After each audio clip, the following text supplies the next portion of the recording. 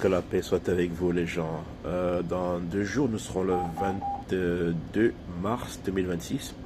Beaucoup d'entre nous seront obligés de se lever pour aller voter pour le second tour des élections municipales.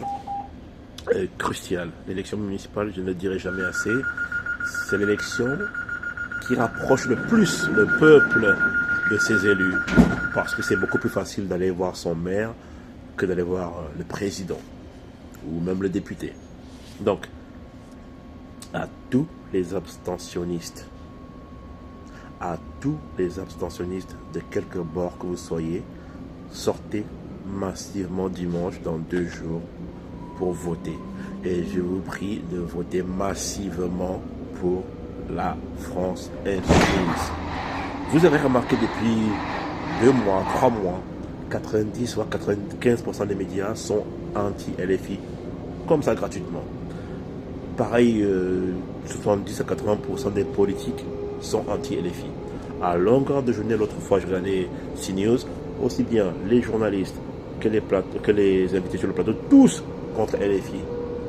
Mais je crois que c'est un peu de jalousie parce que, à part critiquer LFI, ils ne proposent rien, ces gens-là. Ils ne proposent rien. Ils disent que du mal, que des accusations gratuites, pas fondées du tout, jamais rien n'est étayé. Ils sont antisémites, ils sont en collusion avec les islamistes, que des conneries.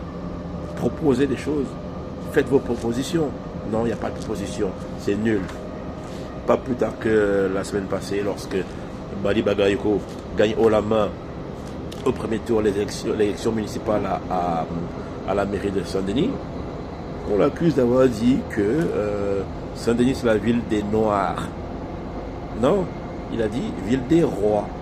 Alors, Apolline de Malherbe nous fait comprendre qu'elle n'a pas bien entendu à cause du bruit dans le studio. C'est des conneries, c'est une menteuse.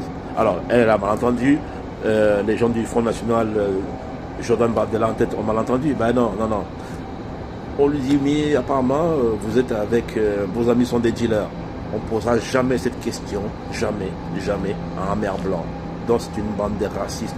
La France n'a pas besoin d'une bande de racistes, aussi bien certains journalistes que certains politiques.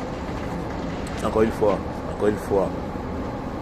les accusations contre la France insoumise sont totalement fausses. Ils n'ont jamais rien étayé. Jamais. Donc,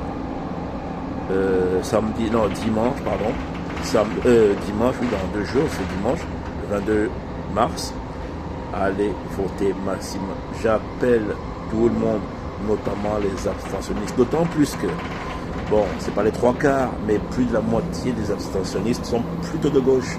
Donc, levez-vous pour aller voter pour ceux-là qui proposent des bonnes choses pour la France. Vous imaginez, les temps sont durs, très durs. Les familles n'ont pas beaucoup d'argent. Donc, si les enfants peuvent manger gratuitement à la cantine, ne serait-ce qu'au moins un bon repas, bio en plus, nourriture française, qu'y a-t-il de mieux pour ça, pour un enfant puisse grandir et travailler dans de bonnes conditions. S'il mange bien, c'est très bon, c'est une très bonne chose. Donc, allez voter massivement après-demain.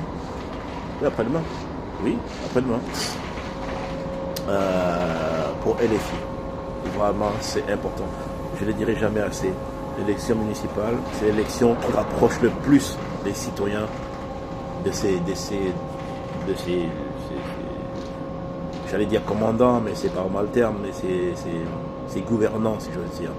Parce qu'il est plus facile d'aller voir son maire que d'aller voir le président, ou même d'aller voir son député.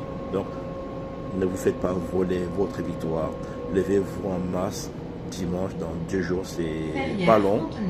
Et allez voter massivement pour LFI, même là où ils ne peuvent pas forcément gagner l'élection en tant que pour devenir maire, mais ils peuvent gagner beaucoup de places de conseillers municipaux. N'oubliez pas que plus on a de conseillers municipaux dans une mairie, plus on pèse sur les décisions et la vie politique de la mairie.